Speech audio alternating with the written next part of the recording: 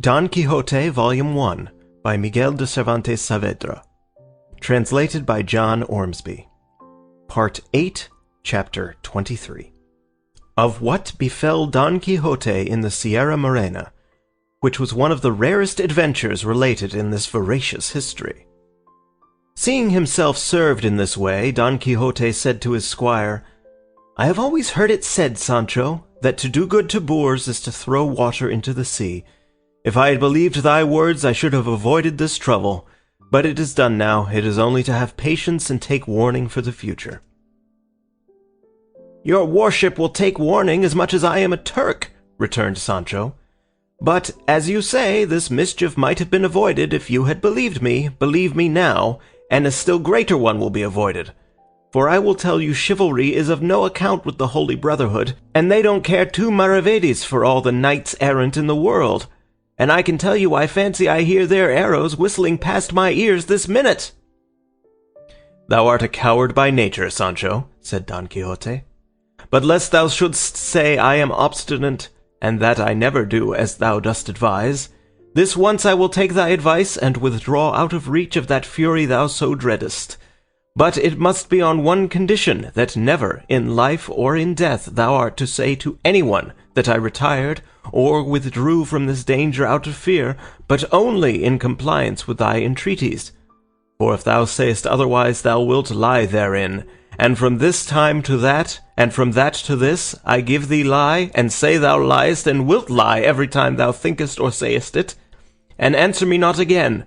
For at the mere thought that I am withdrawing or retiring from any danger, above all from this, which does seem to carry some little shadow of fear with it, I am ready to take my stand here and await alone not only that holy brotherhood you talk of and dread, but the brothers of the 12 tribes of Israel, and the 7 Maccabees, and Castor and Pollux, and all the brothers and brotherhoods in the world."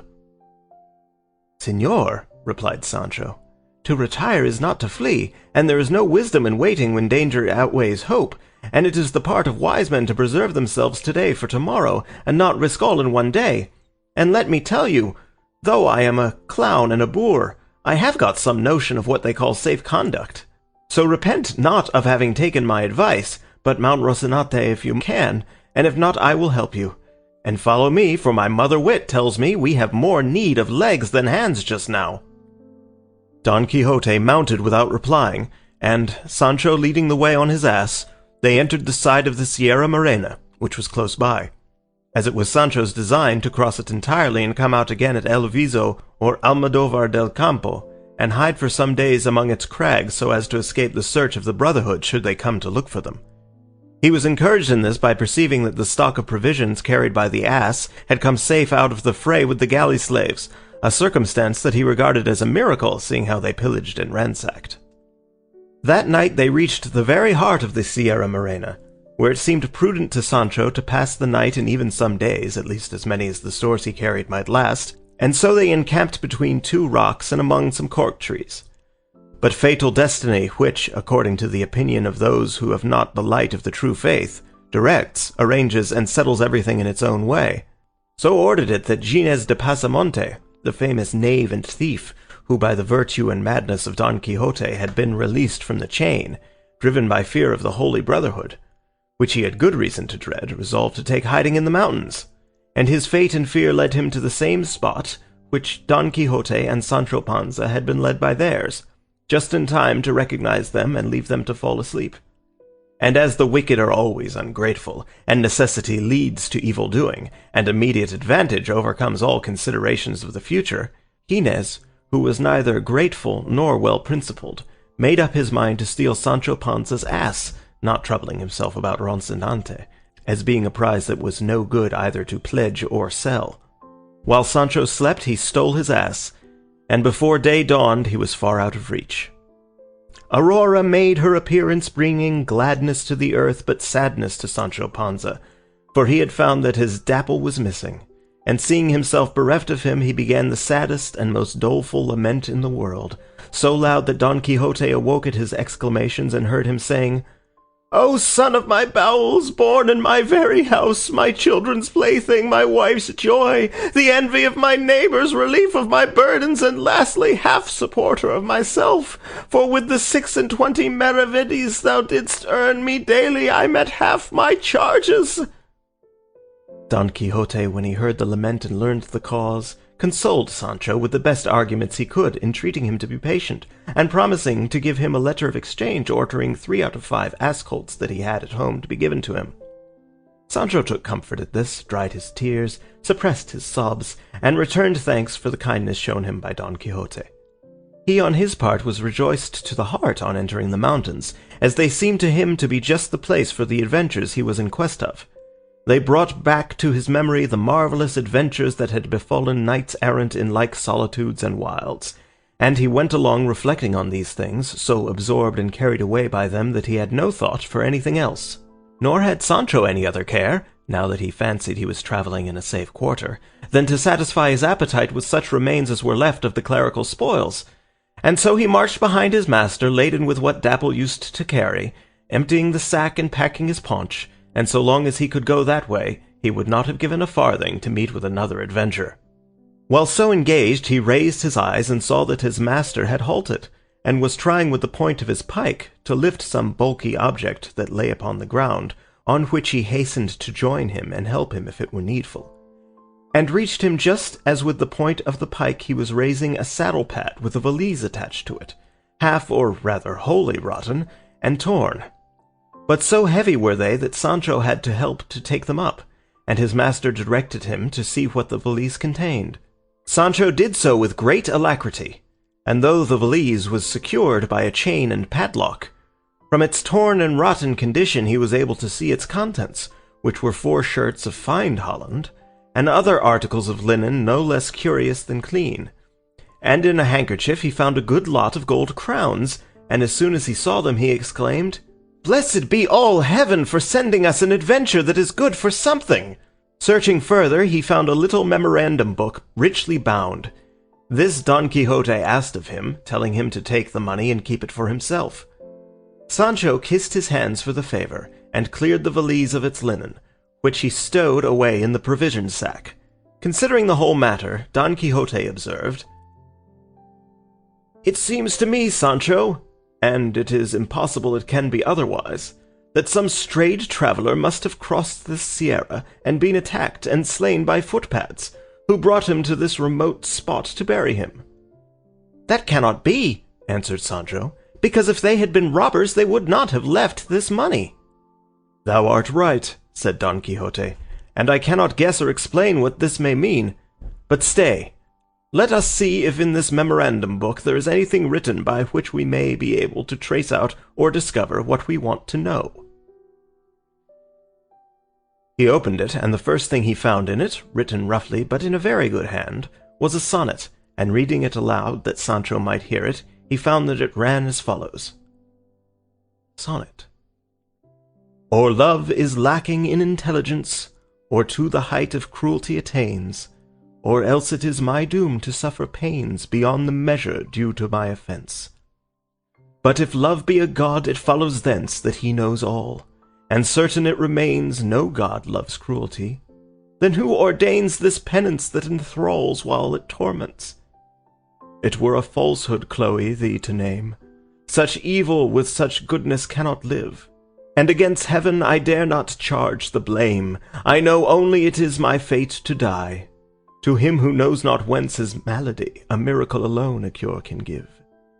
There is nothing to be learned from that rhyme, said Sancho, unless by that clue there's in it one may draw up the ball of the whole matter. What clue is there? Said Don Quixote. I thought your worship spoke of a clue in it, said Sancho. I only said Chloe, replied Don Quixote, and that no doubt is the name of the lady of whom the author of the sonnet complains. And faith, he must be a tolerable poet, or I know little of the craft. Then your worship understands rhyming too? And better than thou thinkest, replied Don Quixote, as thou shalt see when thou carriest a letter written in verse from beginning to end to my lady Dulcinea del Toboso. For I would have thee know, Sancho, that all or most of the knights-errant in days of yore were great troubadours and great musicians. For both of these accomplishments, or more properly speaking, gifts, are the peculiar property of lovers-errant. True it is that the verses of the knights of old have more spirits than neatness in them. Read more, your worship, said Sancho, and you will find something that will enlighten us. Don Quixote turned the page and said, This is prose, and seems to be a letter. A correspondence letter, señor? From the beginning it seems to be a love letter, replied Don Quixote. Then let your worship read it aloud, said Sancho, for I am very fond of love matters. With all my heart, said Don Quixote, and reading it aloud as Sancho had requested him, he found it ran thus. Thy false promise and my sure misfortune carry me to a place whence the news of my death will reach thy ears before the words of my complaint. Ungrateful one, thou hast rejected me for one more wealthy, but not more worthy. But if virtue were esteemed wealth, I should neither envy the fortunes of others nor weep for misfortunes of my own. What thy beauty raised up, thy deeds have laid low. By it I believed thee to be an angel, by them I know thou art a woman. Peace be with thee who hast sent war to me, and heaven grant that the deceit of thy husband be ever hidden from thee, so that thou repent not of what thou hast done, and I reap not revenge I would not have. When he had finished the letter, Don Quixote said, There is less to be gathered from this than from the verses, except that he who wrote it is some rejected lover. And turning over nearly all of the pages of the book, he found more verses and letters, some of which he could read, while others he could not. But they were all made up of complaints, lament, misgivings, desires and aversions, favours and rejections, some rapturous, some doleful. While Don Quixote examined the book, Sancho examined the valise, not leaving a corner in the whole of it, or in the pad, that he did not search, peer into, and explore, or seam that he did not rip, or tuft of wool that he did not pick to pieces, lest anything should escape for want of care and pains. So keen was the covetousness excited in him by the discovery of the crowns, which amounted to near 100. And though he found no more booty, he held the blanket flights, balsam vomits, stake benedictions, carriers' fisticuffs, missing alforjas, stolen coat, and all the hunger, thirst, and weariness he had endured in the service of his good master, cheap at the price, as he considered himself more than fully indemnified for all by the payment he received in the gift of the treasure trove. The Knight of the Rueful Countenance was still very anxious to find out who the owner of the valise could be, conjecturing from the sonnet and letter, from the money in gold, and from the fineness of the shirts, that he must be some lover of distinction, whom the scorn and cruelty of his lady had driven to some desperate course. But as in that uninhabited and rugged spot there was no one to be seen of whom he could inquire, he saw nothing else for it but to push on, taking whatever road Rocinante chose, which was where he could make his way, firmly persuaded that among these wilds he could not fail to meet some rare adventure. As he went along, then, occupied with these thoughts, he perceived on the summit of a height that rose before their eyes a man who went springing from rock to rock and from tussock to tussock with marvellous agility. As well as he could make out, he was unclad, with a thick black beard, long tangled hair, and bare legs and feet. His thighs were covered by breeches apparently of tawny velvet, but so ragged that they showed his skin in several places. He was bareheaded, and notwithstanding the swiftness with which he passed, as has been described, the Knight of the Rueful Countenance observed and noted all these trifles, and though he made the attempt, he was unable to follow him, for it was not granted to the feebleness of Rocinante to make way over such rough ground, he being, moreover, slow-paced and sluggish by nature. Don Quixote at once came to the conclusion that this was the owner of the saddle-pad and of the valise, and made up his mind to go in search of him, even though he should have to wander a year in those mountains before he found him. And so he directed Sancho to take a short cut over one side of the mountain, while he himself went by the other, and perhaps by this means they might light upon this man who had passed so quickly out of their sight. "I could not do that," said Sancho, For when I separate from your worship, fear at once lays hold of me, and assails me with all sorts of panics and fancies. And let what I now say be a notice, that from this time forth I am not going to stir a finger's width from your presence." "It shall be so," said he of the rueful countenance, "and I am very glad that thou art willing to rely on my courage, which will never fail thee, even though the soul in thy body fail thee.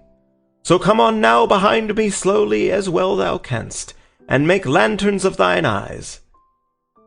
Let us make the circuit of this ridge. Perhaps we shall light upon this man that we saw, who no doubt is no other than the owner of what we found." To which Sancho made answer, "Far better would it be to not look for him, for if we find him and he happens to be the owner of the money, it is plain I must restore it. It would be better, therefore, that without taking this needless trouble I shall keep possession of it until, in some other less meddlesome and officious way, the real owner may be discovered, and perhaps that will be when I have spent it, and then the king will hold me harmless." "Thou art wrong there, Sancho," said Don Quixote. "For now that we have a suspicion who the owner is, and have him almost before us, we are bound to seek him and make restitution. And if we do not see him, the strong suspicion we have as to his being the owner makes us as guilty as if he were so. And so, friend Sancho, let not our search for him give thee any uneasiness, for if we find him it will relieve mine." And so saying he gave Rocinante the spur, and Sancho followed him on foot and loaded, and after having partly made the circuit of the mountain, they found lying in a ravine, dead and half devoured by dogs and pecked by jackdaws, a mule saddled and bridled, all which still further strengthened their suspicion that he who had fled was the owner of the mule and the saddle-pad. As they stood looking at it, they heard a whistle like that of a shepherd watching his flock, and suddenly on their left there appeared a great number of goats, and behind them on the summit of the mountain the goatherd in charge of them, a man advanced in years. Don Quixote called aloud to him and begged him to come down to where they stood. He shouted in return, asking what had brought them to that spot, seldom or never trodden except by the feet of goats, or of the wolves and other wild beasts that roamed around. Sancho in return bade him come down, and they would explain all to him. The goatherd descended, and reaching the place where Don Quixote stood, he said, "I will wager you are looking at that hack mule that lies dead in the hollow there, and, faith, it has been lying there now these 6 months. Tell me, have you come upon its master about here?" "We have come upon nobody," answered Don Quixote, "nor on anything except a saddle-pad and a little valise that we found not far from this." "I found it too," said the goatherd, "but I would not lift it, nor go near it, for fear of some ill luck or being charged with theft. For the devil is crafty, and things rise up under one's feet to make one fall without knowing why or wherefore." "That's exactly what I say," said Sancho. "I found it too, and I would not go within a stone's throw of it. There I left it, and there it lies just as it was, for I don't want a dog with a bell." "Tell me, good man," said Don Quixote, "do you know who is the owner of this property?" "All I can tell you," said the goatherd, "is that about 6 months ago, more or less, there arrived at a shepherd's hut 3 leagues, perhaps, away from this, a youth of well-bred appearance and manners, mounted on that same mule which lies dead here, and with that same saddle-pad and valise which you say you found and did not touch.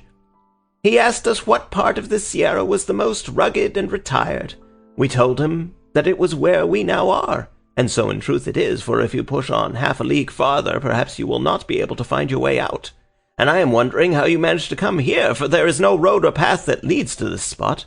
I say then that on hearing our answer, the youth turned about, and made for the place we pointed out to him, leaving us all charmed with his good looks, and wondering at his question, and the haste with which we saw him depart in the direction of the Sierra. And after that we saw him no more, until some days afterwards he crossed the path of one of our shepherds, and without saying a word to him, came up to him, and gave him several cuffs and kicks, and then turned to the ass with our provisions, and took all the bread and cheese it carried, and having done this, made off back again into the Sierra with extraordinary swiftness. When some of us goatherds learned this, we went in search of him for about 2 days through the most remote portion of the Sierra, and at the end of which we found him lodged in the hollow of a large thick cork tree.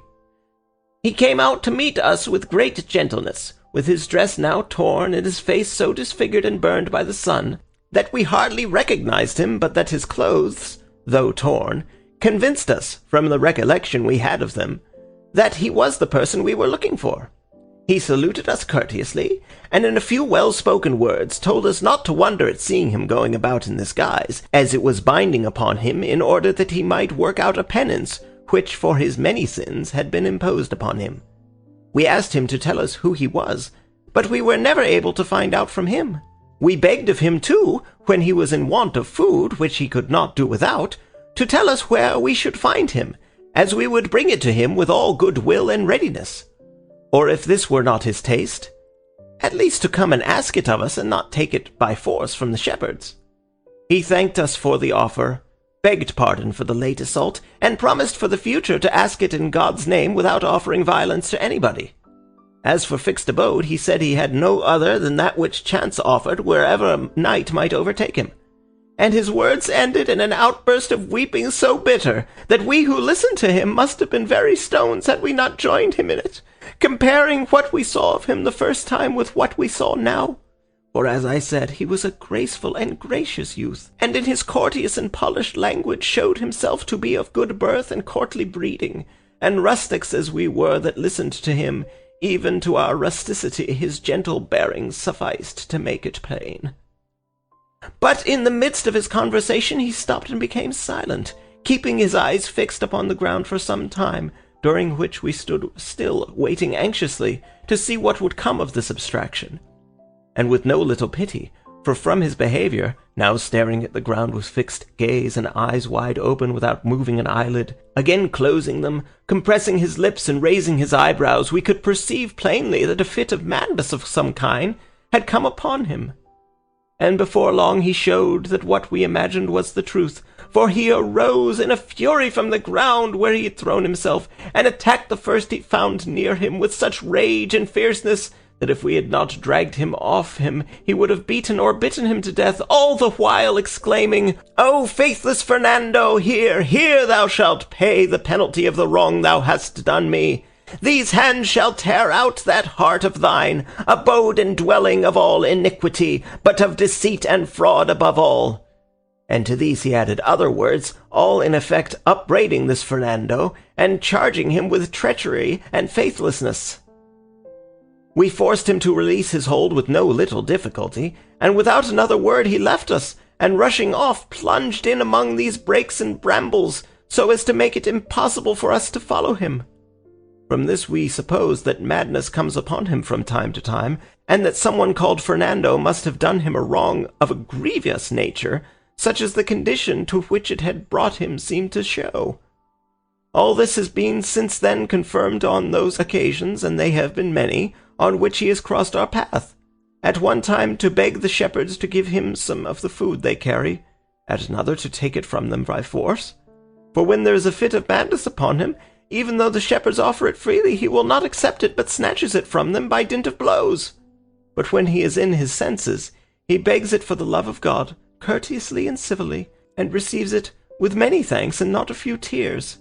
And to tell you the truth, sirs, continued the goatherd, it was yesterday that we resolved, I and 4 of the lads, 2 of them our servants, and the other 2 friends of mine, to go in search of him until we find him, and when we do to take him, whether by force or of his own consent, to the town of Almodovar, which is 8 leagues from this, and there strive to cure him, if indeed his malady admits of a cure, or learn when he is in his senses who he is, and if he has relatives to whom we may give notice of his misfortune. This, sirs, is all I can say in answer to what you have asked me, and be sure that the owner of the articles you found is he whom you saw pass by with such nimbleness and so naked." For Don Quixote had already described how he had seen the man go bounding along the mountainside, and he was now filled with amazement at what he heard from the goatherd, and more eager than ever to discover who the unhappy madman was. And in his heart he resolved, as he had done before, to search for him all over the mountain, not leaving a corner or cave unexamined until he had found him. But chance arranged matters better than he expected or hoped. For at that very moment, in a gorge on the mountain that opened where they stood, the youth he wished to find made his appearance, coming along talking to himself in a way that would have been unintelligible near at hand much more at a distance. His garb was what has been described, save that as he drew near, Don Quixote perceived that a tattered doublet which he wore was amber-tanned, from which he concluded that one who wore such garments could not be of very low rank. Approaching them, the youth greeted them in a harsh and hoarse voice, but with great courtesy. Don Quixote returned his salutation with equal politeness, and dismounting from Rocinante, advanced with well-bred bearing and grace to embrace him, and held him for some time close in his arms, as if he had known him for a long time. The other, whom we may call the ragged one of the sorry countenance, as Don Quixote was of the rueful, after submitting to the embrace, pushed him back a little, and, placing his hands on Don Quixote's shoulders, stood gazing at him as if seeking to see whether he knew him, not less amazed, perhaps, at the sight of the face, figure, and armor of Don Quixote than Don Quixote was at the sight of him. To be brief, the first to speak after embracing was the ragged one, and he said what will be told farther on. End of chapter 23. End of part 8. Don Quixote, Volume 1 by Miguel de Cervantes, Saavedra.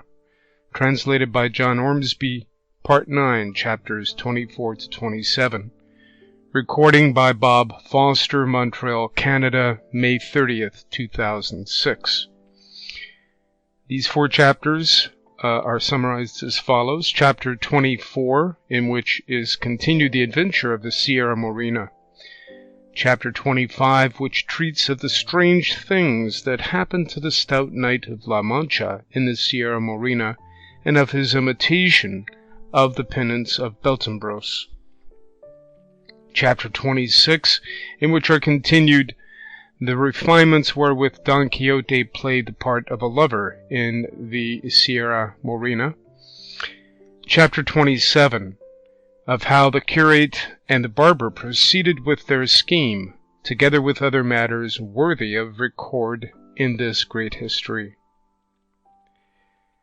Chapter 24, in which is contained and continued the adventure of the Sierra Morena. The history relates that it was with the greatest attention Don Quixote listened to the ragged knight of the Sierra, who began by saying, "Of a surety, Señor, whoever you are, for I know you not, I thank you for the proofs of kindness and courtesy you have shown me, and would I were in a condition to requite with something more than goodwill that which you have displayed toward me in the cordial reception you have given me, but my fate does not afford me any other means of returning kindnesses done me save the hearty desire to repay them." "Mine," replied Don Quixote, "is to be of service to you, so much so that I have resolved not to quit these mountains until I had found you, and learned of you whether there is any kind of relief to be found for that sorrow under which from the strangeness of your life you seem to labour, and to search for you with all possible diligence if search had been necessary. And if your misfortune should prove to be one of those that refuse admission to any sort of consolation, it was my purpose to join you in lamenting and mourning over it, so far as I could, for it is still some comfort in misfortune to find one who can feel for it, and if my good intentions deserve to be acknowledged with any kind of courtesy, I entreat you, Señor, by that which I perceive you possess in so high a degree, and likewise conjure you by whatever you love or have loved best in life, to tell me who you are, and the cause that has brought you to live or die in these solitudes like a brute beast, dwelling among them in a manner so foreign to your condition as your garb and appearance show. And I swear," added Don Quixote, "by the order of knighthood which I have received, and by my vocation of knight-errant, if you gratify me in this, to serve you with all the zeal my calling demands of me, either in relieving your misfortune, if it admits of relief, or enjoining you in lamenting it as I promised to do. The knight of the thicket, hearing him of the rueful countenance talk in this strain, did nothing but stare at him, and stare at him again, and again survey him from head to foot, and when he had thoroughly examined him, he said to him, "If you have anything to give me to eat, for God's sake give it me, and after I have eaten I will do all you ask in acknowledgment of the goodwill you have displayed towards me." Sancho from his sack, and the goatherd from his pouch, furnished the Ragged One with the means of appeasing his hunger, and what they gave him he ate like a half-witted being, so hastily that he took no time between mouthfuls, gorging rather than swallowing, and while he ate neither he nor they who observed him uttered a word. As soon as he had done, he made signs to them to follow him, which they did, and he led them to a green plot which lay a little farther off round the corner of a rock.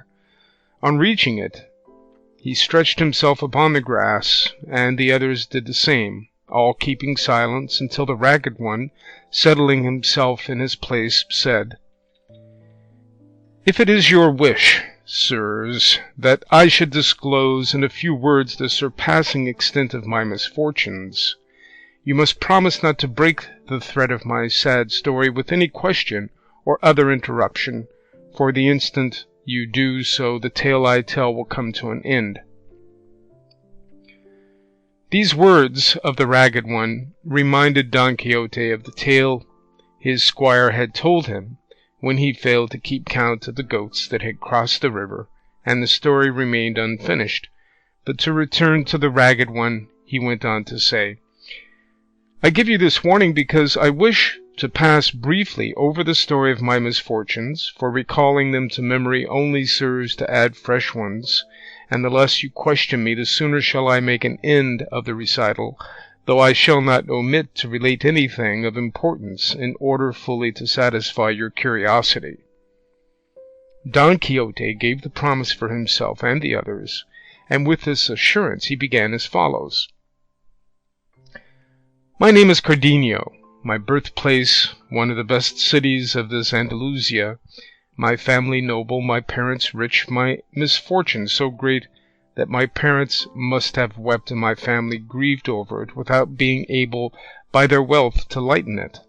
For the gifts of fortune can do little to relieve reverses sent by heaven. In that same country there was a heaven in which love had placed all the glory I could desire. Such was the beauty of Lucinda, a damsel as noble and as rich as I, but of happier fortunes, and of less firmness than was due to so worthy a passion as mine.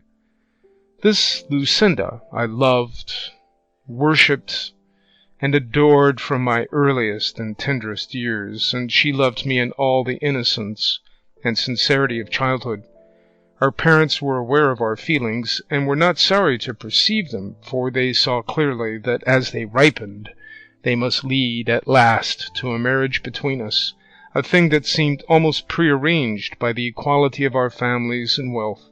We grew up, and with our growth grew the love between us, so that the father of Lucinda felt bound for propriety's sake to refuse me admission to his house, in this perhaps imitating the parents of that Thisbe so celebrated by the poets, and this refusal but added love to love and flame to flame. For though they enforced silence upon our tongues, they could not impose it upon our pens, which can make known the heart's secrets to a loved one more freely than tongues. For many a time the presence of the object of love shakes the firmest will, and strikes dumb the boldest tongue. Ah, heavens! How many letters did I write her, and how many dainty modest replies did I receive! How many ditties and love songs did I compose, in which my heart declared and made known its feelings, described its ardent longings, revelled in its recollections, and dallied with its desires. At length, growing impatient and feeling my heart languishing with longing to see her, I resolved to put into execution and carry out what seemed to me the best mode of winning my desired and merited reward, to ask her of her father for my lawful wife, which I did. To this his answer was that he thanked me for the disposition I showed to do honour to him, and to regard myself as honoured by the bestowal of his treasure, but that as my father was alive, it was his by right to make this demand, for if it were not in accordance with his full will and pleasure, Lucinda was not to be taken or given by stealth. I thanked him for his kindness, reflecting that there was reason in what he said, and that my father would assent to it as soon as I should tell him, and with that view I went the very same instant to let him know what my desires were. When I entered the room where he was, I found him with an open letter in his hand, which, before I could utter a word, he gave me, saying, "By this letter thou wilt see, Cardenio, the disposition the Duke Ricardo has to serve thee." This Duke Ricardo, as you, sirs, probably know already, is a grandee of Spain, who has his seat in the best part of this Andalusia. I took and read the letter, which was couched in terms so flattering that even I myself felt it would be wrong in my father not to comply with the request the Duke made in it, which was that he would send me immediately to him, as he wished me to become the companion, not servant, of his eldest son, and would take upon himself the charge of placing me in a position corresponding to the esteem in which he held me. On reading the letter, my voice failed me, and still more when I heard my father say, "2 days hence thou wilt depart, Cardenio, in accordance with the Duke's wish, and give thanks to God, who is opening a road to thee by which thou mayest attain what I know thou dost deserve." And to these words he added others of fatherly counsel. The time for my departure arrived. I spoke one night to Lucinda. I told her all that had occurred, as I did also to her father, entreating him to allow some delay, and to defer the disposal of her hand until I should see what the Duke Ricardo sought of me. He gave me the promise, and she confirmed it with vows and swoonings unnumbered. Finally, I presented myself to the Duke, and was received and treated by him so kindly that very soon envy began to do its work, the old servants growing envious of me, and regarding the Duke's inclination to show me favour as an injury to themselves. But the one to whom my arrival gave the greatest pleasure was the Duke's second son, Fernando by name, a gallant youth, of noble, generous, and amorous disposition, who very soon made so intimate a friend of me that it was remarked by everybody, for though the elder was attached to me, and showed me kindness, he did not carry his affectionate treatment to the same length as Don Fernando. It so happened, then, that as between friends no secret remains unshared, and as the favour I enjoyed with Don Fernando had grown into friendship, he made all his thoughts known to me, and in particular a love affair which troubled his mind a little. He was deeply in love with a peasant girl, a vassal of his father's, the daughter of wealthy parents, and herself so beautiful, modest, discreet, and virtuous, that no one who knew her was able to decide in which of these respects she was most highly gifted or most excelled.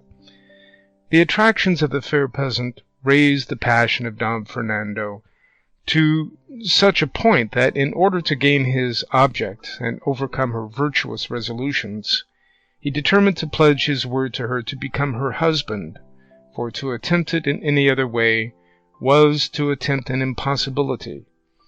Bound to him as I was by friendship, I strove by the best arguments and the most forcible examples I could think of to restrain and dissuade him from such a course.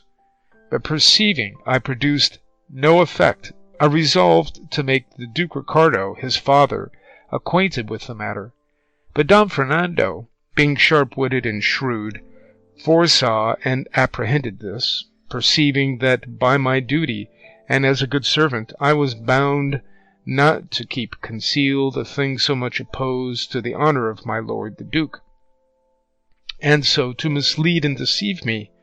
He told me he could find no better way of effacing from his mind the beauty that so enslaved him than by absenting himself for some months, and that he wished the absence to be effected by our going, both of us, to my father's house under the pretence, which he would make to the Duke, of going to see and buy some fine horses that there were in my city, which produces the best in the world.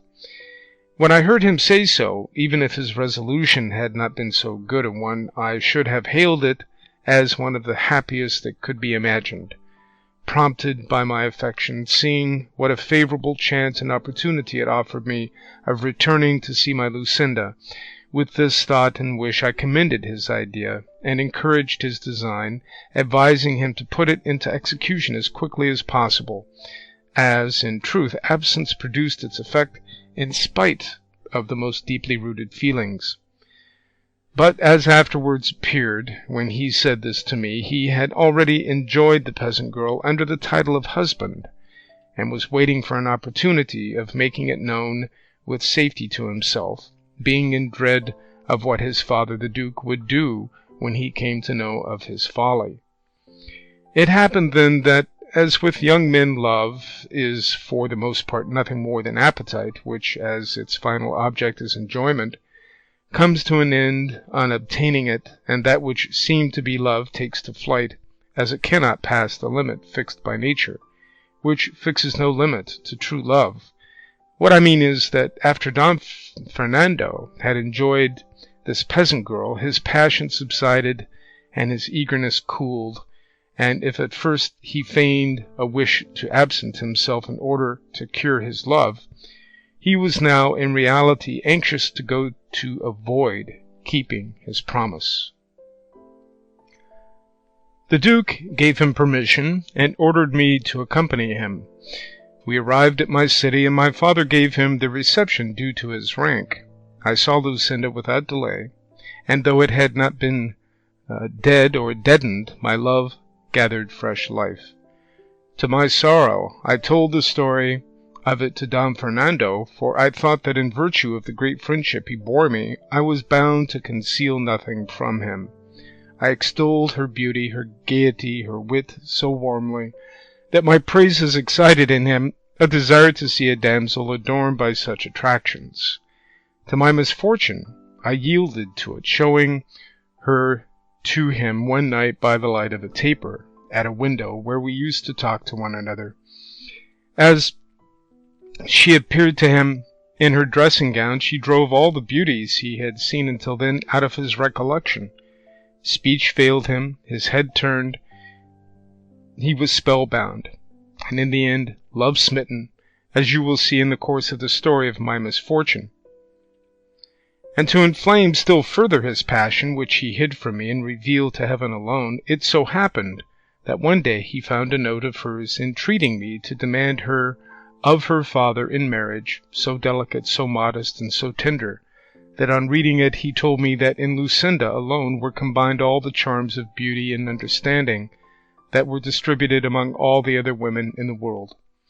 It is true, and I own it now, that though I knew what good cause Don Fernando had to praise Lucinda, it gave me uneasiness to hear these praises from his mouth, and I began to fear, and with reason to feel distrust of him, for there was no moment when he was not ready to talk of Lucinda, and he would start the subject himself, even though he dragged it unseasonably, a circumstance that aroused in me a certain amount of jealousy. Not that I feared any change in the constancy or faith of Lucinda, but still my fate led me to forebode what she assured me against. Don Fernando contrived always to read the letters I sent to Lucinda, and her answers to me, under the pretence that he enjoyed the wit and sense of both. It so happened, then, that Lucinda, having begged of me a book of chivalry to read, one that she was very fond of, Amadis of Gaul. Don Quixote no sooner heard a book of chivalry mentioned than he said, "Had your worship told me at the beginning of your story that the Lady Lucinda was fond of books of chivalry, no other laudation would have been requisite to impress upon me the superiority of her understanding. for it could not have been of the excellence you describe had a taste for such delightful reading been wanting. So, as far as I am concerned, you need waste no more words in describing her beauty, worth, and intelligence. For on merely hearing what her taste was, I declare her to be the most beautiful and the most intelligent woman in the world, and I wish your worship had, along with Amadis of Gaul, sent her the worthy Don Rugel of Greece, for I know the lady Lucinda would greatly relish Dareda and Garaya, and the shrewd sayings of the shepherd Daranel, and the admirable verses of his bucolics, sung and delivered by him with such sprightliness, wit, and ease. But a time may come when this omission can be remedied, and to rectify it nothing more is needed than for your worship to be so good as to come with me to my village, for there I can give you more than 300 books, which are the delight of my soul and the entertainment of my life, though it occurs to me that I have not got one of them now, thanks to the spite of wicked and envious enchanters. But pardon me for having broken the promise we made not to interrupt your discourse, for when I hear chivalry or knights-errant mentioned, I can no more help talking about them than the rays of the sun can help giving heat, or those of the moon moisture. Pardon me, therefore, and proceed, for that is more to the purpose now. While Don Quixote was saying this, Cardenio allowed his head to fall upon his breast, and seemed plunged in deep thought. And though twice Don Quixote bade him go on with his story, he neither looked up nor uttered a word in reply. But after some time he raised his head and said, I cannot get rid of the idea, nor will anyone in the world remove it, or make me think otherwise, and he would be a blockhead who would hold or believe anything else than that errant knave master Elisbad made free with Queen Madasima. That is not true, by all that's good, said Don Quixote with high wrath, turning upon him angrily, as his way was, and it is a very great slander, or rather villainy. Queen Madasima was a very illustrious lady, and it is not to be supposed that so exalted a princess would have made free with a quack, and whoever maintains the contrary lies like a great scoundrel, and I will give him to know it, on foot or on horseback, armed or unarmed, by night or by day, or as he likes best. Cardenio was looking at him steadily, and his mad fit having now come upon him, he had no disposition to go on with his story, nor would Don Quixote have listened to it, so much had what he had heard about Madasima disgusted him. Strange to say, he stood up for her as if she were in earnest his veritable born lady, to such a pass and had his unholy books brought him. Cardenio, then, being, as I said, now mad, when he heard himself given the lie, and called a scoundrel and other insulting names, not relishing the jest, snatched up a stone that he found near him, and with it delivered such a blow on Don Quixote's breast that he laid him on his back. Sancho Panza, seeing his master treated in this fashion, attacked the madman with his closed fist, but the ragged one received him in such a way that with a blow of his fist he stretched him at his feet, and then mounting upon him crushed his ribs to his own satisfaction. The goatherd, who came to the rescue, shared the same fate, and having beaten and pummeled them all, he left them and quietly withdrew to his hiding place on the mountain. Sancho rose, and with the rage he felt at finding himself so belaboured without deserving it, ran to take vengeance on the goatherd, accusing him of not giving them warning that this man was at times taken with a mad fit. For if they had known it, they would have been on their guard to protect themselves. The goatherd replied that he had said so, and that if he had not hurt him, that was no fault of his. Sancho retorted, and the goatherd rejoined, and the altercation ended in their seizing each other by the beard, and exchanging such fisticuffs, that if Don Quixote had not made peace between them, they would have knocked one another to pieces. "Leave me alone, Sir Knight of the Rueful Countenance," said Sancho, grappling with the goatherd, "for of this fellow, who is a clown like myself, and no dub knight, I can safely take satisfaction for the affront he has offered me, fighting with him hand to hand like an honest man." "That is true," said Don Quixote, "but I know that he is not to blame for what has happened." With this he pacified them, and again asked the goatherd if it would be possible to find Cardenio, as he felt the greatest anxiety to know the end of his story. The goatherd told him, as he had told him before, that there was no knowing of a certainty where his lair was, but that if he wandered about much in that neighbourhood he could not fail to fall in with him either in or out of his senses. And that's the end of Part 9, Chapter 24. Don Quixote, Volume 1, by Miguel de Cervantes Saavedra. Translated by John Ormsby. Part 9, Chapter 25. Recording by Bob Foster, Montreal, Canada, May 30th, 2006. Chapter 25, which treats of the strange things that happened to the stout knight of La Mancha in the Sierra Morena, and of his imitation of the penance of Beltenebros. Don Quixote took leave of the goatherd, and once more mounting Rocinante, bade Sancho follow him, which he, having no ass, did very discontentedly. They proceeded slowly, making their way into the most rugged part of the mountain, Sancho all the while dying to have a talk with his master, and longing for him to begin, so that there should be no breach of the injunction laid upon him. But unable to keep silence so long, he said to him, "Señor Don Quixote, give me your worship's blessing and dismissal, for I'd like to go home at once to my wife and children, with whom I can at any rate talk and converse as much as I like. For to want me to go through these solitudes day and night and not speak to you when I have a mind is burying me alive.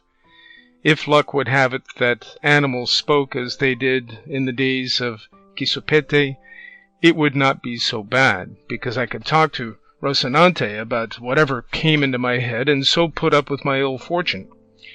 But it is a hard case, and not to be borne with patience, to go seeking adventures all one's life and getting nothing but kicks and blanketings, brickbats, and punches, and with all this to have to sew up one's mouth without daring to say what is in one's heart, just as if one were dumb." "I understand thee, Sancho," replied Don Quixote. "Thou art dying to have the interdict I placed upon thy tongue removed. Consider it removed, and say what thou wilt while we are wandering in these mountains." "So be it," said Sancho. "Let me speak now, for God knows what will happen by and by, and to take advantage of the permit at once, I ask, what made your worship stand up so for that Queen Majimasa, or whatever her name is, or what did it matter whether that abbot was a friend of hers or not? For if your worship had let that pass, and you were not a judge in the matter, it is my belief the madman would have gone on with his story, and the blow of the stone and the kicks and more than half a dozen cuffs would have been escaped." "In faith, Sancho," answered Don Quixote, "if thou knewest, as I do, what an honourable and illustrious lady Queen Madasima was, I know thou wouldst say I had great patience that I did not break in pieces the mouth that uttered such blasphemies, for a very great blasphemy it is to say or imagine that a queen has made free with a surgeon. The truth of the story is that Master Elizabad, whom the madman mentioned, was a man of great prudence and sound judgment, and served as governor and physician to the queen, but to suppose that she was his mistress is nonsense, deserving very severe punishment. And as a proof that Cardenio did not know what he was saying, remember when he said he was out of his wits." "That is what I say," said Sancho. There was no occasion for minding the words of a madman, for if good luck had not helped your worship, and he had sent that stone at your head instead of at your breast, a fine way we should have been in for standing up for my lady yonder. God confound her. And then would not Cardenio have gone free as a madman? Against men in their senses, or against madmen, said Don Quixote, every knight-errant is bound to stand up for the honour of women, whoever they may be, much more for queens of such high degree and dignity as Queen Madasima, for whom I have a particular regard on account of her amiable qualities. For besides being extremely beautiful, she was very wise, and very patient under her misfortunes, of which she had many, and the counsel and society of the master Elizabad were a great help and support to her in enduring her afflictions with wisdom and resignation. Hence the ignorant and ill-disposed vulgar took occasion to say and think that she was his mistress. And they lie, I say it once more, and will lie 200 times more, all who think and say so. I neither say nor think so, said Sancho. Let them look to it. With their bread let them eat it. They have rendered account to God whether they misbehaved or not. I come from my vineyard. I know nothing. I am not fond of prying into other men's lives. He who buys and lies feels it in his purse. Moreover, naked was I born, naked I find myself, and I neither lose nor gain. But if they did, what is that to me? Many think there are flitches where there are no hooks, but who can put gates to the open plain? Moreover, they said of God— God bless me, said Don Quixote, what a set of absurdities thou art stringing together. What has what we are talking about got to do with the proverbs thou art threading, one after the other? For God's sake hold thy tongue, Sancho, and henceforward keep to prodding thy ass, and don't meddle in what does not concern thee, and understand with all thy 5 senses that everything I have done, am doing, or shall do, is well founded on reason, and in conformity with the rules of chivalry, for I understand them better than all the world that profess them. Señor, replied Sancho, it is a good rule of chivalry that we should go astray through these mountains without path or road, looking for a madman, who, when he is found, will perhaps take a fancy to finish what he began, not his story, but your worship's head and my ribs, and end by breaking them altogether for us. Peace, I say again, Sancho, said Don Quixote, for let me tell thee it is not so much the desire of finding that madman that leads me into these regions as that which I have of performing among them an achievement wherewith I shall win eternal name and fame throughout the known world, and it shall be such that I shall thereby set the seal on all that can make a knight-errant perfect and famous. And is it very perilous, this achievement? No, replied he of the rueful countenance, though it may be in the dice that we may throw deuce, ace, instead of sixes, but all will depend on thy diligence. On my diligence, said Sancho. Yes, said Don Quixote, for if thou dost return soon from the place where I mean to send thee, my penance will be soon over, and my glory will soon begin. But as it is not right to keep thee any longer in suspense, waiting to see what comes of my words, I would have thee know, Sancho, that the famous Amadis of Gaul was one of the most perfect knights-errant. I am wrong to say he was one. He stood alone, the first, the only one, the lord of all that were in the world in his time, a fig for Dambilianus, and for all who say he equalled him in any respect, for, my oath upon it, they are deceiving themselves. I say, too, that when a painter desires to become famous in his art, he endeavours to copy the originals of the rarest painters that he knows, and the same rule holds good for all the most important crafts and callings that serve to adorn a state. Thus must he who would be esteemed prudent and patient imitate Ulysses, in whose person and labours Homer presents to us a lively picture of prudence and patience, as Virgil, too, shows us in the person of Aeneas, the virtue of a pious son and the sagacity of a brave and skilful captain, not representing or describing them as they were, but as they ought to be, so as to leave the example of their virtues to posterity. In the same way, Amadis was the pole star, day star, son of valiant and devoted knights, whom all we who fight under the banner of love and chivalry are bound to imitate. This, then, being so, I consider, friend Sancho, that the knight-errant who shall imitate him most closely will come nearest to reaching the perfection of chivalry. Now, one of the instances in which this knight most conspicuously showed his prudence, worth, valor, endurance, fortitude, and love, was when he withdrew, rejected by the Lady Oriana, to do penance upon the Pena Pobre, changing his name into that of Beltenebros, a name assuredly significant and appropriate to the life which he had voluntarily adopted. So, as it is easier for me to imitate him in this than in cleaving giants asunder, cutting off serpents' heads, slaying dragons, routing armies, destroying fleets, and breaking enchantments, and as this place is so well suited for a similar purpose, I must not allow the opportunity to escape which now so conveniently offers me its forelock. What is in it, reality, said Sancho, that your worship means to do in such an out-of-the-way place as this?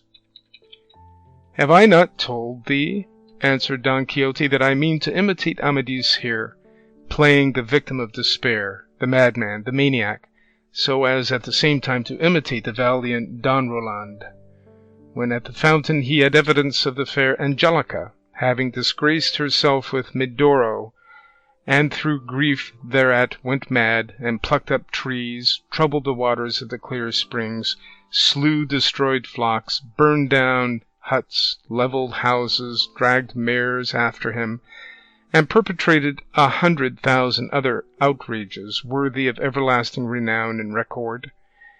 And though I have no intention of imitating Roland, or Orlando, or Rotolando, for he went by all these names, step by step in all the mad things he did, said, and thought, I will make a rough copy to the best of my power of all that seems to me most essential. But perhaps I shall content myself with the simple imitation of Amadis, who, without giving way to any mischievous madness, but merely to tears and sorrow, gained as much fame as the most famous. It seems to me, said Sancho, that the knights who behaved in this way had provocation and cause for those follies and penances. But what cause has your worship for going mad? What lady has rejected you, or what evidence have you found to prove that the lady Dulcinea del Toboso has been trifling with Moor or Christian? There is the point, replied Don Quixote, and that is the beauty of this business of mine. No thanks to a knight-errant for going mad when he has cause. The thing is to turn crazy without any provocation, and let my lady know, if I do this in the dry, what I would do in the moist. Moreover, I have abundant cause in the long separation I have endured from my lady till death. Dulcinea del Toboso, for as thou didst hear that shepherd Ambrosio say the other day, in absence all ills are felt and feared, and so, friend Sancho, waste no time in advising me against so rare, so happy, and so unheard of an imitation. Mad I am, and mad I must be, until thou returnest with the answer to a letter that I mean to send by thee to my lady Dulcinea, and if it be such as my constancy deserves, my insanity and penance will come to an end, and if it be to the opposite effect, I shall become mad in earnest, and being so, I shall suffer no more. Thus, in whatever way she may answer, I shall escape from the struggle and affliction in which thou wilt leave me, enjoying in my senses the boon thou bearest me, or as a madman, not feeling the evil thou bringest me. But tell me, Sancho, hast thou got Mambrino's helmet safe? for I saw thee take it up from the ground when that ungrateful wretch tried to break it in pieces, but could not, but which the fineness of its temper may be seen.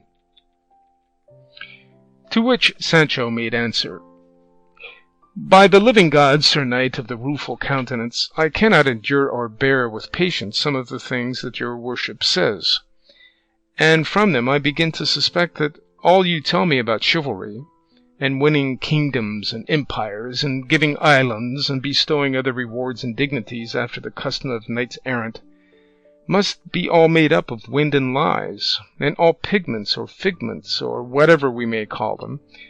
For what would anyone think that heard your worship calling a barber's basin Mambrino's helmet, without ever seeing the mistake all this time, but that one who says and maintains such things must have his brains addled? I have the basin in my sack all dented, and I am taking it home to have it mended, to trim my beard in it, if by God's grace I am allowed to see my wife and children some day or other.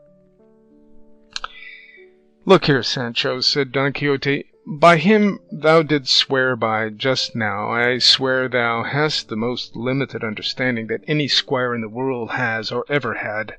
It is possible that all this time thou hast been going about with me, thou hast never found out that all things belonging to knights-errant seem to be illusions and nonsense and ravings, and to go always by contraries, and not because it really is so, but because there is always a swarm of enchanters in attendance upon us that change and alter everything with us, and turn things as they please, and according as they are disposed to aid or destroy us. Thus what seems to thee a barber's basin seems to me Mambrino's helmet, and to another it will seem something else.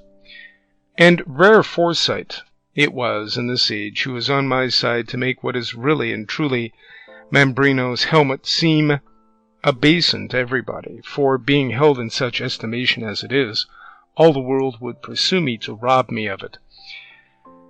But when they see it, it is only a barber's basin. They do not take the trouble to obtain it, as was plainly shown by him who tried to break it, and left it on the ground without taking it, for by my faith had he known it, he would never have left it behind. Keep it safe, my friend, for just now I have no need of it. Indeed, I shall have to take off all this armor, and remain as naked as I was born, if I have a mind to follow Roland rather than Amadis in my penance.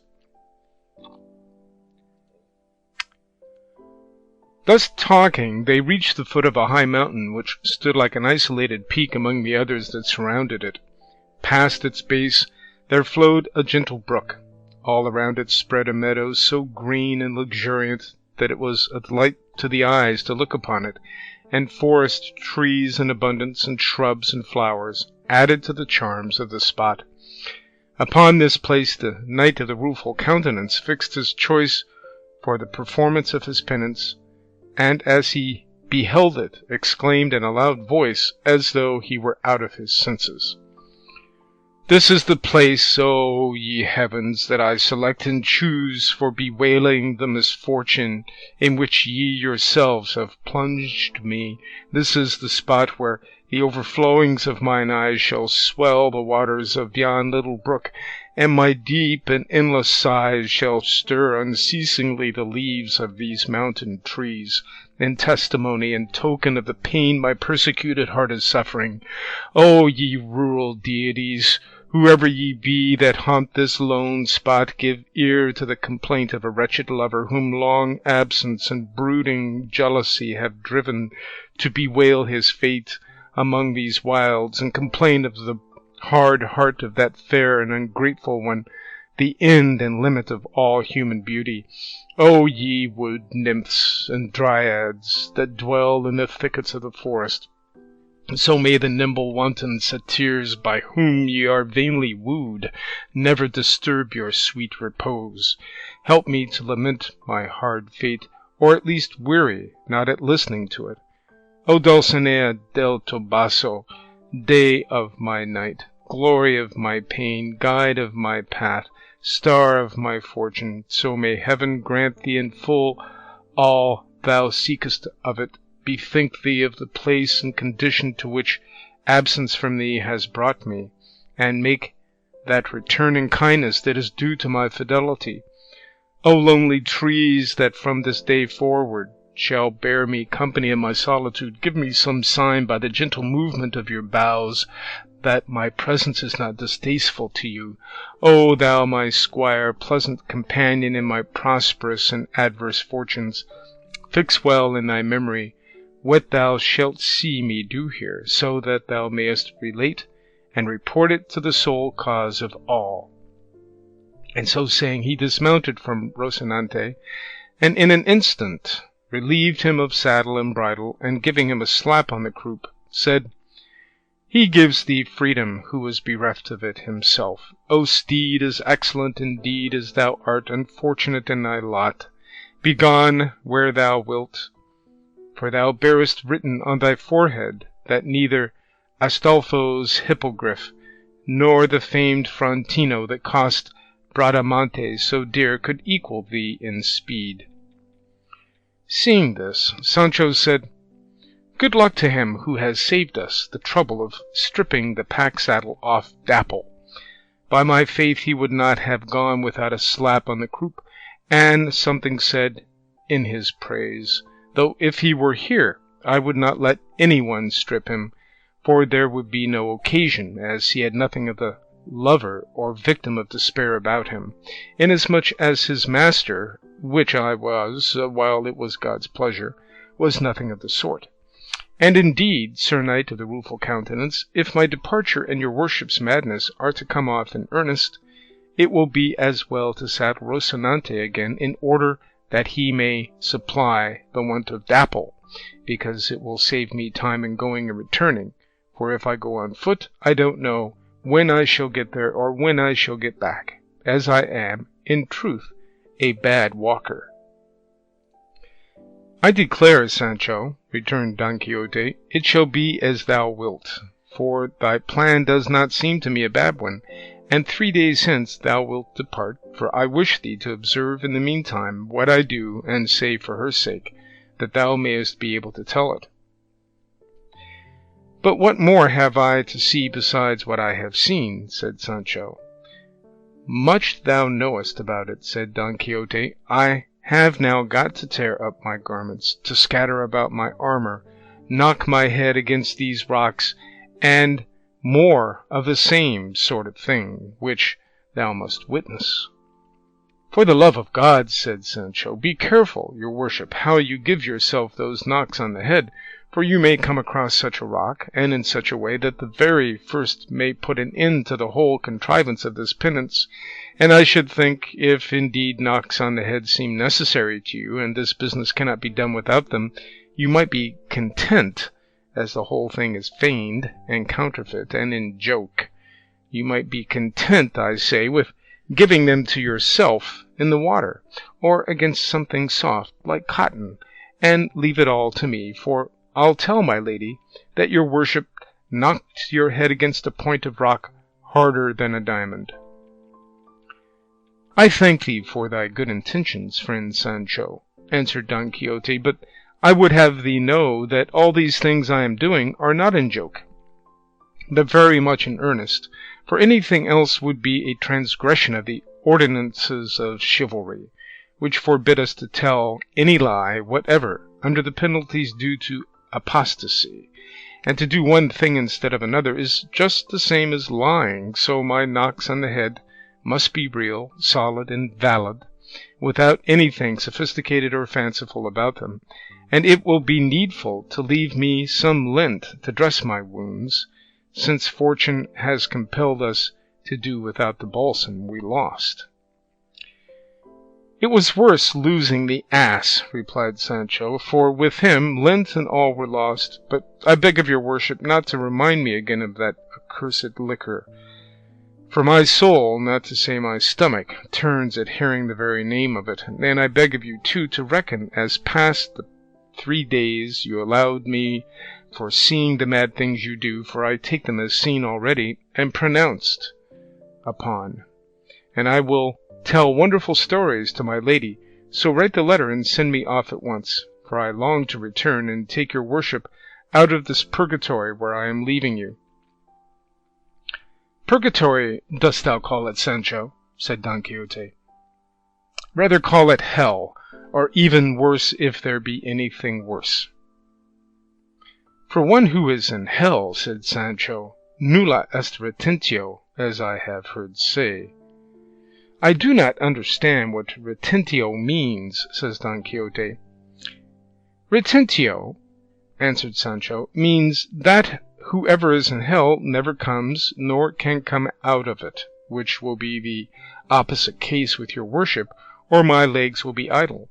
That is, if I have spurs to enliven Rocinante, let me once get to El Toboso and into the presence of my lady Dulcinea, and I will tell her such things of the follies and madnesses, for it is all one, that your worship has done and is still doing, that I will manage to make her softer than a glove, though I find her harder than a cork tree, and with her sweet and honeyed answer I will come back through the air like a witch, and take your worship out of this purgatory that seems to be hell, but is not, as there is hope of getting out of it, which, as I have said, those in hell have not, and I believe your worship will not say anything to the contrary."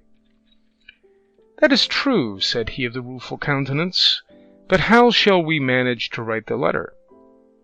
"And the ass-colt order too," said Sancho. "All shall be included," said Don Quixote, "and as there is no paper, it will be well done to write it on the leaves of trees, as the ancients did, or on tablets of wax, though that would be as hard to find just now as paper. But it has just occurred to me how it may be conveniently and even more than conveniently written, and that is in the notebook that belonged to Cardenio, and thou wilt take care to have it copied on paper, in a good hand, as the first village thou comest to where there is a schoolmaster, or if not, any sacristan will copy it. But see thou give it not to any notary to copy, for they write a law hand that Satan could not make out." "But what is to be done about the signatures?" said Sancho. "The letters of Amadis were never signed," said Don Quixote. "That is all very well," said Sancho, "but the order must needs be signed, and if it is copied they will say the signature is false, and I shall be left without ass-colts." "The order shall go signed in the same book," said Don Quixote, "and on seeing it my niece will make no difficulty about obeying it. As to the love letter thou canst put by way of signature, 'Yours till death, the Knight of the Rueful Countenance.' And it will be no great matter if it is in some other person's hand, for as well as I recollect Dulcinea can neither read nor write, nor in the whole course of her life has she seen handwriting or letter of mine, for my love and hers have been always platonic, not going beyond a modest look, and even that so seldom that I can safely swear I have not seen her 4 times in all these 12 years I have been loving her more than the light of these eyes that the earth will one day devour, and perhaps even of those 4 times she has not once perceived that I was looking at her, such is the retirement and seclusion in which her father Lorenzo Corchualo and her mother Aldonza Nogales have brought her up." So, said Sancho, "Lorenzo Corchualo's daughter is the lady Dulcinea del Toboso, otherwise called Aldonza Lorenzo?" "She it is," said Don Quixote, "and she it is that is worthy to be lady of the whole universe." "I know her well," said Sancho, "and let me tell you she can fling a crowbar as well as the lustiest lad in all the town. Give her of all good, but she is a brave lass, and a right and stout one, and fit to be helpmate to any knight-errant that is or is to be, who may make her his lady, the whoreson wench. What stings she has, and what a voice! I can tell you one day she posted herself on the top of the belfry of the village to call some labourers of theirs that were in a ploughed field of her father's, and though they were better than half a league off, they heard her as well as if they were at the foot of the tower. And the best of her is that she is not a bit prudish, for she has plenty of affability, and jokes with everybody, and has a grin and a jest for everything. So, Sir Knight of the Rueful Countenance, I say you not only may and ought to do mad freaks for her sake, but you have a good right to give way to despair and hang yourself.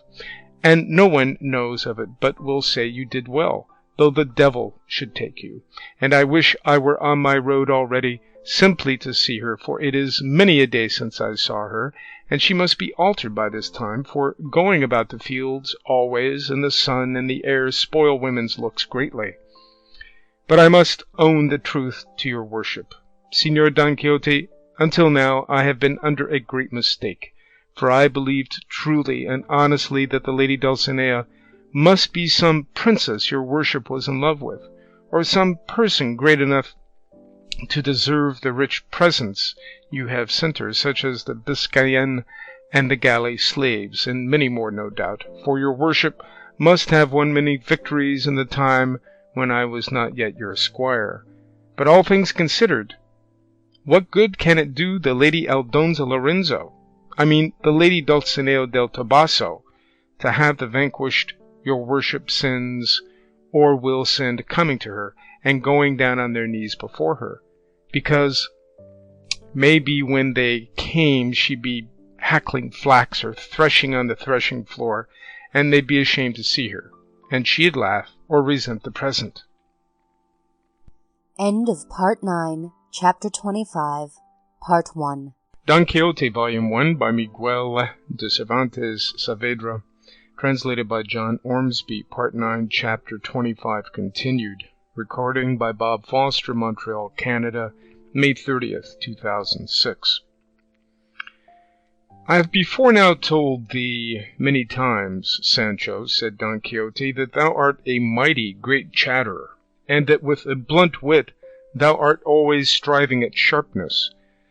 But to show thee what a fool thou art, and how rational I am, I would have thee listen to a short story. Thou must know that a certain widow, fair, young, independent, and rich, and above all free and easy, fell in love with a sturdy, strapping young lay brother. His superior came to know of it, and one day said to the worthy widow by way of brotherly remonstrance, I am surprised, Signora, and not without good reason, that a woman of such high standing, so fair and so rich as you are, should have fallen in love with such a mean, low, stupid fellow as so-and-so, when in this house there are so many masters, graduates, and divinity students, from among whom you might choose as if they were a lot of pears, saying, this one I'll take, that I won't take. But she replied to him with great sprightliness and candor, My dear sir, you are very much mistaken, and your ideas are very old-fashioned, if you think that I have made a bad choice in so-and-so, fool as he seems, because for all I want with him he knows as much and more philosophy than Aristotle. In the same way, Sancho, for all I want with Dulcinea del Toboso, she is just as good as the most exalted princess on earth. It is not to be supposed that all those poets who sang the praises of ladies under the fancy names they give them had any such mistresses. Thinkest thou that the Amaryllises, the Phyllises, the Sylvias, the Dianas, the Galatias, the Philidas, and all the rest of them, that the books, the ballads, the barber shops, the theatres are full of, were really and truly ladies of flesh and blood, and mistresses of those that glorify and have glorified them? Nothing of the kind. They only invent them, for the most part, to furnish a subject for their verses, and that they may pass for lovers, or for men valiant enough to be so.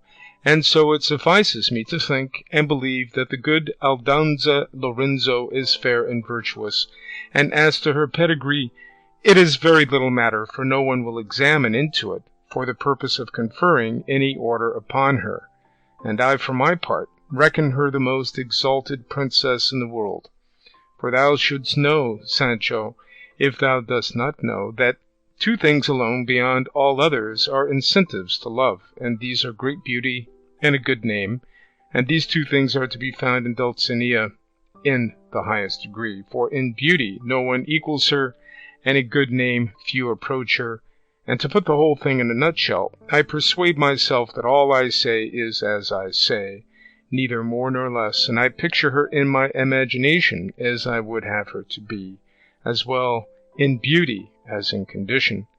Helen approaches her not, nor does Lucretia come up to her, nor any other of the famous women of times past, Greek, barbarian, or Latin, and let each say what he will, for if in this I am taken to task by the ignorant, I shall not be censured by the critical. I say that your worship is entirely right, said Sancho, and that I am an ass.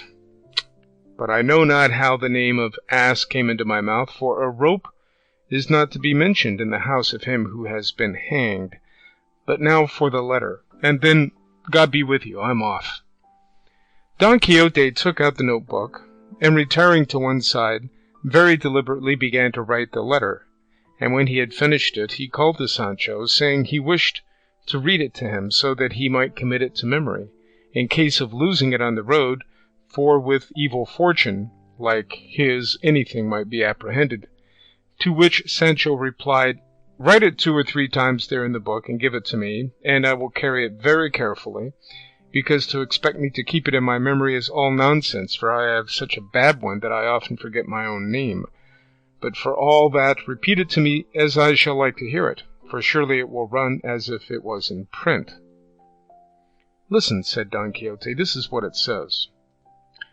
Don Quixote's letter to Dulcinea del Toboso.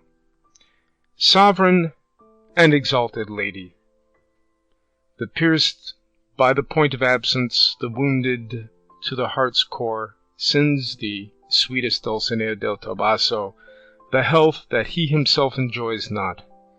If thy beauty despises me, if thy worth is not for me, if thy scorn is my affliction, though I be sufficiently long-suffering, hardly shall I endure this anxiety, which, besides being oppressive, is protracted.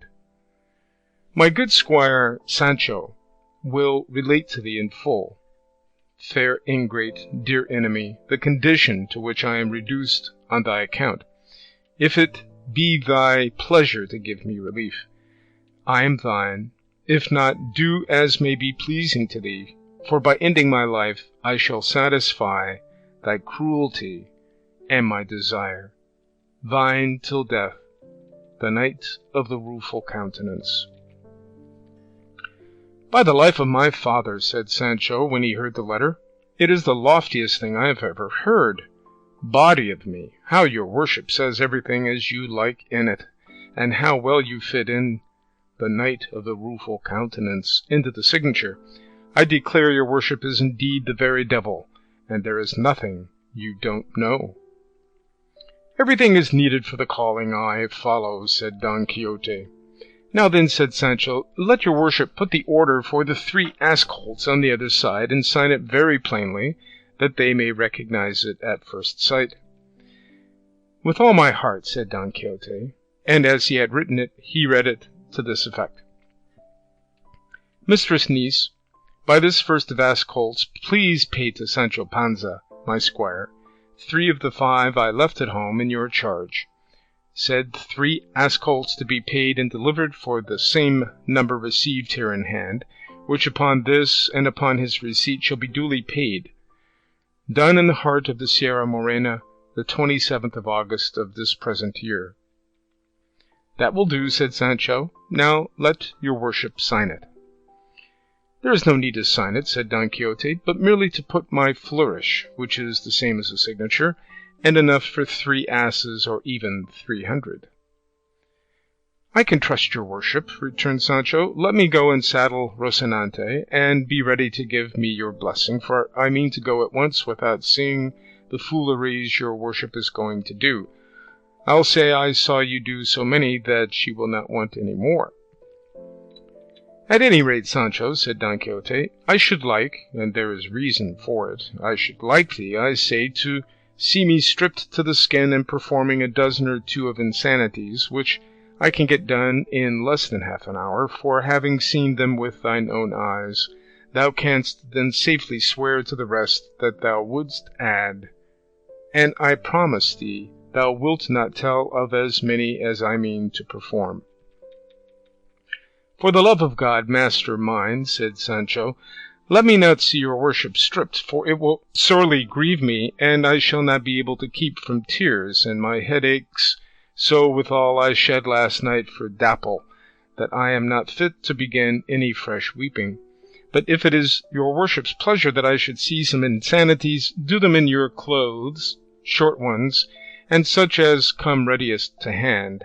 For I myself want nothing of the sort, and, as I have said, it will be a saving of time for my return, which will be with the news your worship desires and deserves. If not, let the lady Dulcinea look to it, if she does not answer reasonably. I swear as solemnly as I can that I will fetch a fair answer out of her stomach with kicks and cuffs. For why should it be borne that a knight-errant as famous as your worship should go mad without rhyme or reason for, Her ladyship had best not drive me to say it, for, by God, I will speak out and let off everything cheap, even if it doesn't sell. I am pretty good at that. She little knows me. Faith, if she knew me, she'd be in awe of me." "In faith, Sancho," said Don Quixote, "to all appearance thou art no sounder in thy wits than I." "I am not so mad," answered Sancho, "but I am more peppery. But apart from all this, what has your worship to eat until I come back? Will you sally out on the road like Cardenio to force it from the shepherds?" "Let not that anxiety trouble thee," replied Don Quixote, "for even if I had it, I should not eat anything but the herbs and the fruits which this meadow and these trees may yield me. The beauty of this business of mine lies in not eating and in performing other mortifications." "Do you know what I am afraid of?" said Sancho upon this. "That I shall not be able to find my way back to this spot where I am leaving you. It is such an out-of-the-way place." "Observe the landmarks well," said Don Quixote, "for I will try not to go far from this neighbourhood, and I will even take care to mount the highest of these rocks to see if I can discover thee returning. However, not to miss me and lose thyself, the best plan will be to cut some branches of the broom that is so abundant about here, and as thou goest, to lay them at intervals until thou hast come out upon the plain. These will serve thee, after the fashion of the clue in the labyrinth of Theseus, as marks and signs for finding me on thy return." "So I will," said Sancho Panza, and having cut some, he asked his master's blessing, and not without many tears on both sides, took his leave of him, and mounting Rocinante, of whom Don Quixote charged him earnestly to have as much care as of his own person, he set out for the plain, strewing at intervals the branches of broom as his master had recommended him, and so he went his way, though Don Quixote still entreated him to see him do were it only a couple of mad acts. He had not gone 100 paces, however, when he returned and said, "I must say, señor, your worship said quite right, that in order to be able to swear without a weight on my conscience that I had seen you do mad things, it would be well for me to see if it were only one, though in your worship's remaining here I have seen a very great one." "Did I not tell thee so?" said Don Quixote. "Wait, Sancho, and I will do them in the saying of a credo." And pulling off his breeches in all haste, he stripped himself to his skin and his shirt, and then, without more ado, he cut a couple of gambados in the air, and a couple of somersaults, heels overhead, making such a display that, not to see it a second time, Sancho wheeled Rocinante round, and felt easy and satisfied in his mind that he could swear he had left his master mad, and so we will leave him to follow his road until his return, which was a quick one. That's the end of Part 9, Chapter 25, continued. Don Quixote, Volume 1, by Miguel de Cervantes Saavedra, translated by John Ormsby, Part 9, Chapter 26, recording by Bob Foster, Montreal, Canada, May 30th, 2006. Chapter 26, in which are continued the refinements wherewith Don Quixote played the part of a lover in the Sierra Morena. Returning to the proceedings of him of the rueful countenance, when he found himself alone, the history says that when Don Quixote had completed the performance of the somersaults or capers, naked from the waist down and clothed from the waist up, and saw that Sancho had gone off without waiting to see any more crazy feats, he climbed up to the top of a high rock, and there set himself to consider what he had several times before considered without ever coming to any conclusion on the point, namely whether it would be better and more to his purpose to imitate the outrageous madness of Roland, or the melancholy madness of Amadis. And communing with himself, he said, "What wonder is it if Roland was so good a knight and so valiant, as everyone says he was, when after all he was enchanted, and nobody could kill him save by thrusting a corking pin into the sole of his foot, and he always wore shoes with 7 iron soles, though cunning devices did not avail him against Bernardo del Carpio, who knew all about them, and strangled him in his arms at Roncesvalles. But putting the question of his valor aside, let us come to his losing his wits, for certain it is that he did lose them in consequence of the proofs he discovered at the fountain, and the intelligence the shepherd gave him of Angelica having slept more than 2 siestas with Medoro, a little curly-headed Moor, and page to Agramante. If he was persuaded that this was true, and that his lady had wronged him, it is no wonder that he should have gone mad. But how am I to imitate him in his madness, unless I can imitate him in the cause of it? For my Dulcinea, I will venture to swear, never saw a Moor in her life, as he is, in his proper costume, and she is this day as the mother that bore her, and I should plainly be doing her a wrong if, fancying anything else, I were to go mad with the same kind of madness as Roland the Furious. On the other hand, I see that Amadis of Gaul, without losing his senses, and without doing anything mad, acquired as a lover as much fame as the most famous. For, according to his history, on finding himself rejected by his lady Oriana, who had ordered him not to appear in her presence until it should be her pleasure, all he did was to retire to the Penapobre in company with a hermit, and there he took his fill of weeping until heaven sent him relief in the midst of his great grief and need. And if this be true, as it is, why should I now take the trouble to strip stark naked, or do mischief to these trees which have done me no harm? Or why am I to disturb the clear waters of these brooks which will give me to drink whenever I have a mind? Long live the memory of Amadis, and let him be imitated so far as is possible by Don Quixote of La Mancha, of whom it will be said, as was said of the other, that if he did not achieve great things, he died in attempting them. And if I am not repulsed or rejected by my Dulcinea, it is enough for me, as I have said, to be absent from her. And so, now to business. Come to my memory, ye deeds of Amadis, and show me how I am to begin to imitate you. I know already that what he chiefly did was to pray and commend himself to God. But what am I to do for a rosary? For I have not got one. And then it occurred to him how he might make one, and that was by tearing a great strip off the tail of his shirt which hung down, and making 11 knots on it, one bigger than the rest, and this served him for a rosary for all the time he was there, during which he repeated countless Ave Marias. But what distressed him greatly was not having another hermit there to confess him and receive consolation from, and so he solaced himself with pacing up and down the little meadow, and writing and carving on the bark of the trees and on the fine sand a multitude of verses, all in harmony with his sadness, and some in praise of Dulcinea. But when he was found there afterwards, the only ones completely legible that could be discovered were those that follow here. Ye On the mountainside that grow, ye green things all, trees, shrubs, and bushes, are ye aweary of the woe that this poor aching bosom crushes?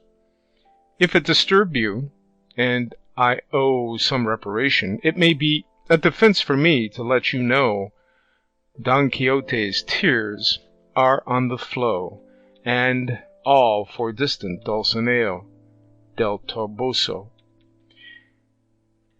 The lealest lover time can show, doomed for a lady love to languish, among these solitudes doth go, a prey to every kind of anguish.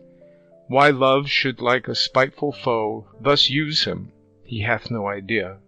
But hogsheads full, this doth he know, Don Quixote's tears are on the flow, and all for distant Dulcinea del Toboso.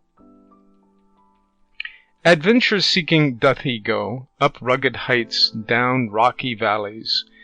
But hill or dale, or high or low, mishap attendeth all his sallies. Love still pursues him to and fro, and plies his cruel scourge. Ah me, a relentless fate, an endless woe. Don Quixote's tears are on the flow, and all for distant Dulcinea del Toboso. The addition of del Toboso to Dulcinea's name gave rise to no little laughter among those who found the above lines, for they suspected Don Quixote must have fancied that unless he added del Toboso when he introduced the name of Dulcinea, the verse would be unintelligible, which was indeed the fact, as he himself afterwards admitted. He wrote many more, but, as has been said, these 3 verses were all that could be plainly and perfectly deciphered.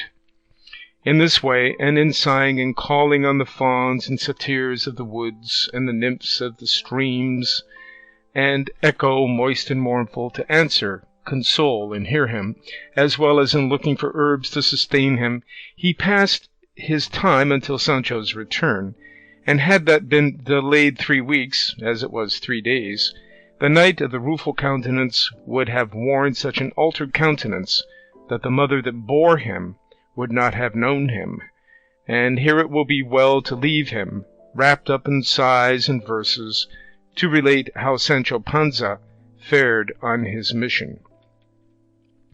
As for him, coming out upon the high road, he made for El Toboso, and the next day reached the inn where the mishap of the blanket had befallen him.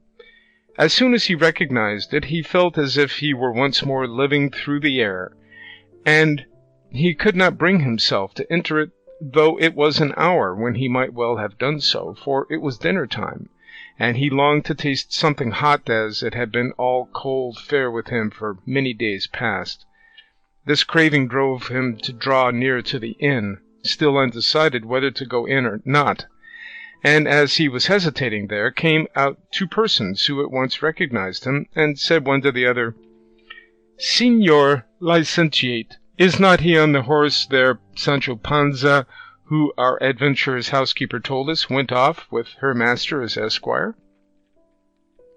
"So it is," said the licentiate, "and that is our friend Don Quixote's horse, and if they knew him so well it was because they were the curate and the barber of his own village, the same who had carried out the scrutiny and sentence upon the books.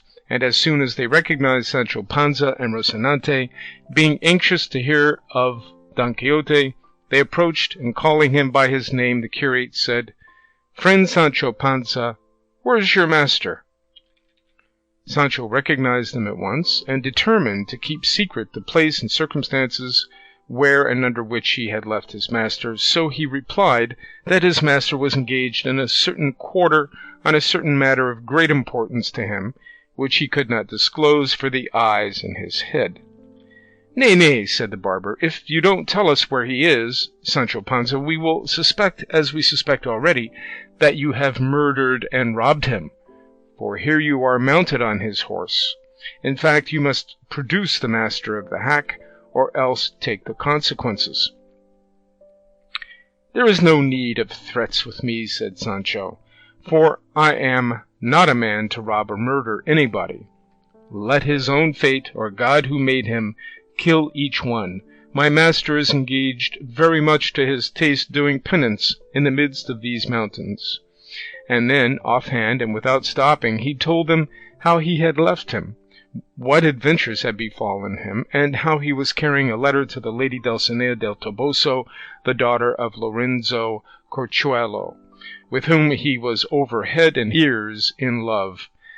They were both amazed at what Sancho Panza told them, for though they were aware of Don Quixote's madness and the nature of it, each time they heard of it they were filled with fresh wonder. They then asked Sancho Panza to show them the letter he was carrying to the Lady Dulcinea del Toboso. He said it was written in a notebook, and that his master's directions were that he should have it copied on paper at the first village he came to. On this the curate said if he showed it to him, he himself would make a fair copy of it. Sancho put his hand into his bosom in search of the notebook, but could not find it, nor, if he had been searching until now, could he have found it, for Don Quixote had kept it, and had never given it to him, nor had he himself thought of asking for it. When Sancho discovered he could not find the book, his face grew deadly pale, and in great haste he again felt his body all over, and seeing plainly it was not to be found, without more ado he seized his beard with both hands, and plucked away half of it, and then, as quick as he could, and without stopping, gave himself 6 cuffs on the face and nose, till they were bathed in blood. Seeing this, the curate and the barber asked him what had happened him, that he gave himself such rough treatment. "What should happen me," replied Sancho, "but to have lost from one hand to the other, in a moment, 3 ass-colts, each of them like a castle." "How is that?" said the barber. "I have lost the notebook," said Sancho, "that contained the letter to Dulcinea, and an order signed by my master, in which he directed his niece to give me 3 ass-colts out of 4 or 5 he had at home," and he then told them about the loss of Dapple. The curate consoled him, telling him that when his master was found he would get him to renew the order, and make a fresh draft on paper, as was usual and customary, for those made in notebooks were never accepted or honoured. Sancho comforted himself with this, and said if that were so, the loss of Dulcinea's letter did not trouble him much, for he had it almost by heart, and it could be taken down from him wherever and whenever they liked. "Repeat it then, Sancho," said the barber, "and we will write it down afterwards."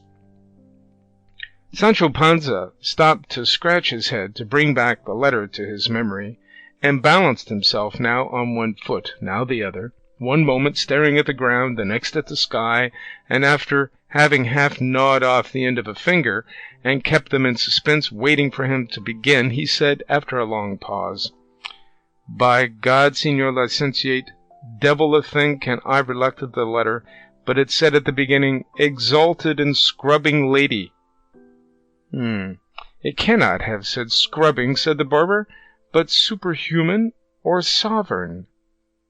"That is it," said Sancho. "Then, as well as I remember, it went on, 'The wounded and wanting of sleep, and the pierced kisses your worship's hands, ungrateful and very unrecognized fair one,' and it said something or other about health and sickness that he was sending her, and from that it went tailing off until it ended with 'Yours till death, the Knight of the Rueful Countenance.'" It gave them no little amusement, both of them, to see what a good memory Sancho had, and they complimented him greatly upon it, and begged him to repeat the letter a couple of times more, so that they too might get it by heart to write it out by and by.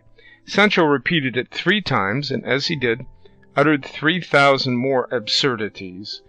Then he told them more about his master, but he never said a word about the blanketing that had befallen himself in that inn, into which he refused to enter. He told them, moreover, how his lord, if he brought him a favourable answer from the Lady Dulcinea del Toboso, was to put himself in the way of endeavouring to become an emperor, or at least a monarch, for it had been so settled between them, and with his personal worth and the might of his arm, it was an easy matter to come to be one, and how on becoming one his lord was to make a marriage for him, for he would be a widower by that time as a matter of course, and was to give him as a wife one of the damsels of the Empress. the heiress of some rich and grand state on the mainland, having nothing to do with islands of any sort, for he did not care for them now. All this Sancho delivered with so much composure, wiping his nose from time to time, and with so little common sense that his two hearers were again filled with wonder at the force of Don Quixote's madness that could run away with this poor man's reason. They did not care to take the trouble of disabusing him of his error, as they considered that since it did not in any way hurt his conscience, it would be better to leave him in it, and they would have all the more amusement in listening to his simplicities. And so they bade him pray to God for his lord's health, as it was a very likely and a very feasible thing for him in course of time to come to be an emperor, as he said, or at least an archbishop, or some other dignitary of equal rank. To which Sancho made answer, "If fortune, sirs, should bring things about in such a way that my master should have a mind, instead of being an emperor, to be an archbishop, I should like to know what archbishops errant commonly give their squires." "They commonly give them," said the curate, "some simple benefice or cure, or some place as sacristan, which brings them a good fixed income, not counting the altar fees, which may be reckoned at as much more." "But for that," said Sancho, "the squire must be unmarried, and must know, at any rate, how to help at mass. And if that be so, woe is me, for I am married already, and I don't know the first letter of the ABC. What will become of me if my master takes a fancy to be an archbishop and not an emperor, as is usual and customary with knights-errant?" "Be not uneasy, friend Sancho," said the barber, "for we will entreat your master, and advise him, even urging it upon him as a case of conscience, to become an emperor and not an archbishop, because it will be easier for him, as he is more valiant than lettered." "So I have thought," said Sancho, "though I can tell you he is fit for anything. What I mean to do for my part is to pray to our Lord to place him where it may be best for him, and where he may be able to bestow most favours upon me." "You speak like a man of sense," said the curate, "and you will be acting like a good Christian. But what must now be done is to take steps to coax your master out of that useless penance you say he is performing, and we had best turn into this inn to consider what plan to adopt, and also to dine, for it is now time." Sancho said they might go in, but that he would wait there outside, and that he would tell them afterwards the reason why he was unwilling, and why it did not suit him to enter it. But he begged them to bring him out something to eat, and to let it be hot, and also to bring barley for Rocinante. They left him and went in, and presently the barber brought him out something to eat. By and by, after they had between them carefully thought over what they should do to carry out their object, the curate hit upon an idea very well adapted to humour Don Quixote and effect their purpose. And his notion, which he explained to the barber, was that he himself should assume the disguise of a wandering damsel, while the other should try as best he could to pass for a squire, and that they should thus proceed to where Don Quixote was, and he, pretending to be an aggrieved and distressed damsel, should ask a favour of him, which, as a valiant knight-errant, he could not refuse to grant, and the favour he meant to ask him was that he should accompany her whither she would conduct him, in order to redress a wrong which a wicked knight had done her, while at the same time she should entreat him not to require her to remove her mask, nor ask her any question touching her circumstances, until he had righted her with the wicked knight. And he had no doubt that Don Quixote would comply with any request made in these terms, and that in this way they might remove him and take him to his own village, where they would endeavour to find out if his extraordinary madness admitted of any kind of remedy. That's the end of Part 9, Chapter 26.